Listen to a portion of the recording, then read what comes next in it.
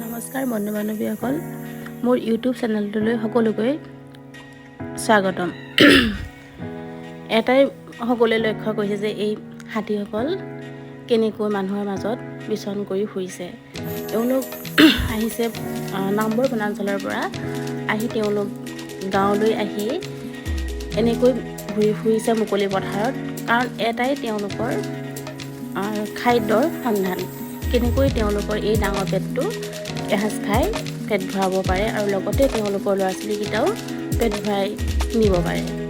কিন্তু যিমানেই যি হওক, দেখি বেয়া লাগিছে যে মানুহৰ মাজত তেওঁলোকৰ সংসাৰ থ'বলগীয়া হৈছে আৰু মানুহখিনিলৈও হয়তো বেয়া লাগিছে, তেওঁলোকৰ ধানবিলাক খেতি খাই দিছে আৰু হাতীখিনিলৈও বেয়া লাগিছে যে তেওঁলোকৰ পেটকেইটা ভৰাবৰ কাৰণে আজি ইমান কষ্ট কৰি মানুহৰ মাজত এনেকৈ ঘূৰি ফুৰিবলগীয়া হৈছে। বাকী যিমানেই যি হওক, মই কিন্তু হাতী হ'লে বহুত ভাল পাওঁ।